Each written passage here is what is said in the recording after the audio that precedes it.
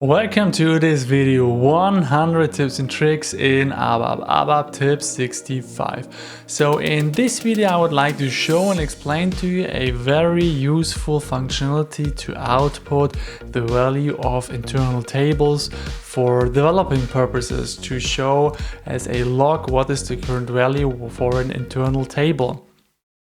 So in this example, I am basically selecting data of the flight table SPFLI, storing it via an inline declaration into an internal table and outputting the data 3 times, and in between sorting the content.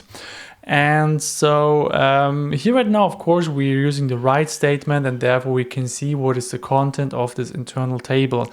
But for example, if we comment this out, you have a chance to output the content directly while coding. Of course, you have to execute this program, but then you can see what is the content of this internal table. And therefore you're using a static class, a static method. It's cl_demo_output, and then the method display. And then as a parameter, you're passing over the internal table.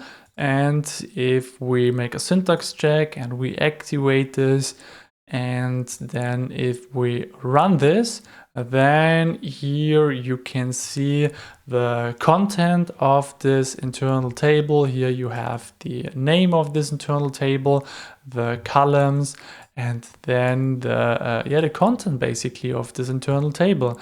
So CL demo output display, and if we have a closer look in the class builder as a 24, here you have a lot more functionalities regarding formatting, so to output the different formats of data. And by said this, if you have any questions left, please put them in the comment sections, and please be aware that there are still great upcoming videos about ABAP tips and tricks available, 35. So stay tuned and see you in the next video.